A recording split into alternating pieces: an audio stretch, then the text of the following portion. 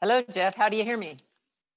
Please help me welcome to the program Dr. Peggy Whitson, a real-life astronaut and incredible accomplishments. Dr. Winston, it's just absolutely a total thrill to speak to you today. Well, you're one of America's most accomplished astronauts, but you started your life out on a farm. So how do you go from farm life to commanding the International Space Station?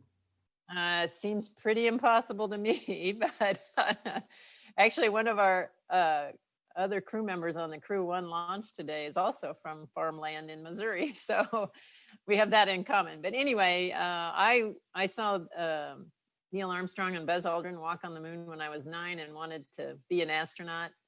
But for me, it became a goal, really, something not just to dream about, but it became a goal when I graduated from high school and they selected the first female astronauts. I think for a lot of people, seeing someone like them makes it easier for them to feel like they too can fit in. And for me, it was the fact that they had selected 2 medical doctors and a biochemist, and I was interested in biology and chemistry, and I thought, well, maybe my goals of what interests me are going to fit really well and will be possible to become an astronaut.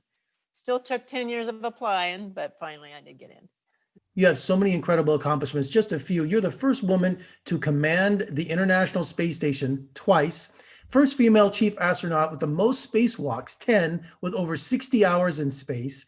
More time than any other American in space, 655 days.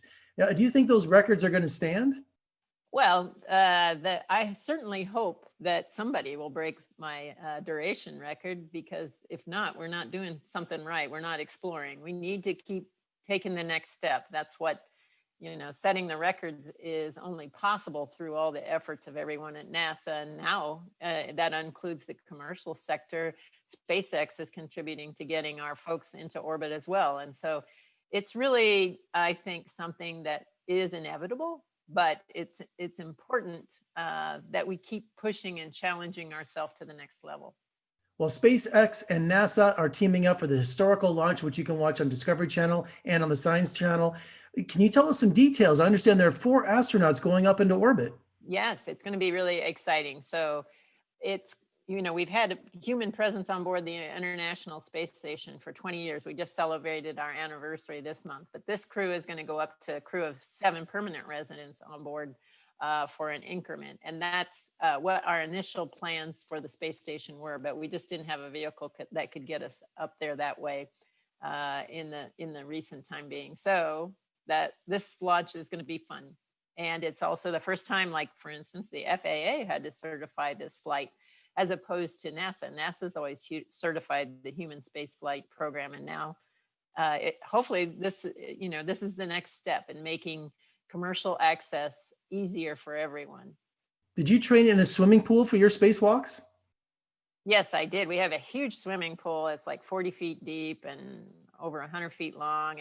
It holds portions of our space station. Our space station is big enough; it doesn't all fit in there. But we train underwater in the space suits. They are adapted to work underwater, and it's actually very challenging. I think more challenging to work underwater than it is to work in space. But they have different challenges associated with them.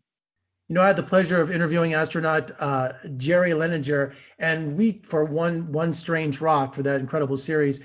And I had to ask him about Tang, because I'm Generation X. I grew up as a little boy drinking Tang. What is your opinion on Tang? Did you drink it or take it with you? I know it's corny.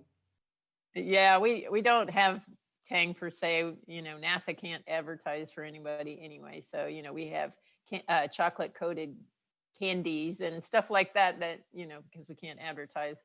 But maybe in the future, commercialization is going to expand. I hope to see more scientific research going on that's actually commercially viable.